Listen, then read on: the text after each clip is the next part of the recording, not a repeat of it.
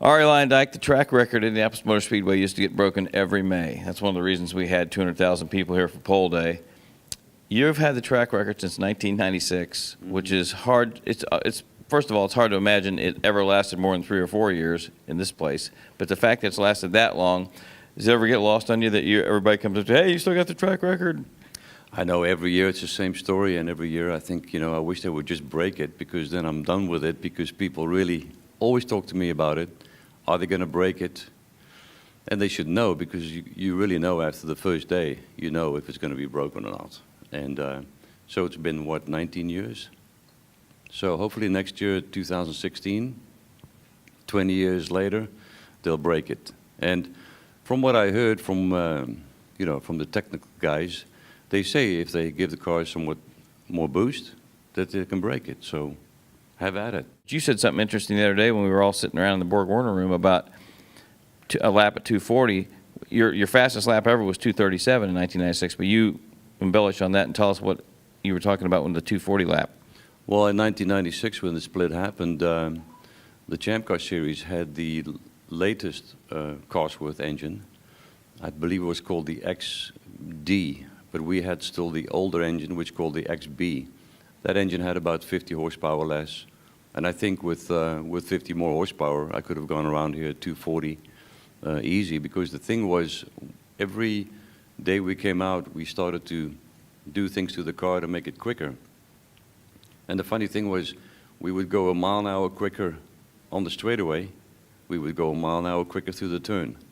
The car was phenomenal. The car was neutral, it didn't scrub off much speed, so as we were making gains in a straight line, by trimming it out, by putting flat wheels on it, by just doing little things. Tim Wardrop was an amazing engineer in his prime, and I was lucky enough to be with him and work with him. And so we would pick up a mile an hour on the straight, it would pick up a mile an hour in the corner. And we just kept working on it, and we actually were able to run 238s on our own. So with 50 horsepower more, it would have been easy 240. Do you think there comes a point when you look at the parameters of this track and how there's no banking, it's been here for 100 years, that it's 240 too fast? I mean, should we cut back? How do you look at speed here? Thinking back of how good that car was, some people will ask me, was it scary? Never scary, never a moment. It was always solid. And that's why I was able to trim it out to the point where Tim Wardrop asked me, do you want to take the rear wing off? And I had to think about Tom Sneva. He did it once, and Michigan. He didn't like it. And I said, no, we don't need to take the wing off. We are the fastest, and the car is great. And I didn't want to be, I didn't want to be stupid, basically, about it. But Tim was thinking about it. So, no, I think that when the car handles that good, the speedway is not very wide. It's not very banked, like you say.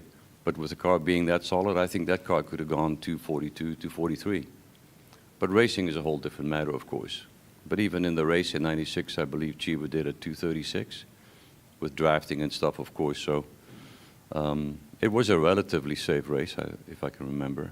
Yeah, it was a pretty safe race till the end. I think that's when everybody crashed. Oh yeah. Oh yeah. Well, I was actually watching that from pit lane and thinking to myself, I'm glad I'm not in the middle of that. But that was very scary to watch with Sam Pedri and I think Guerrero spun and then Salazar went right underneath that car, and it was a crazy crash. Yeah. Well, enjoy walking around at least one more year, having people going, that's the track record holder, because it's still pretty cool. I don't care what you say. If for a year or 19 years, it's cool being the track record holder. And Tom Carnegie said it's a new track record, which made it even cooler. Yeah, no, it was always cool to hear his voice, and I remember that day. It was really a bummer that on that weekend we didn't do it on Saturday, but that's a whole different story. Right. All right. The new track record and the track record and the legendary Arie Luyendyk. He's still in one piece, a little gray hair, still pretty fast in the two-seater, less hair. Robin Miller for RACER.com. Thanks for watching.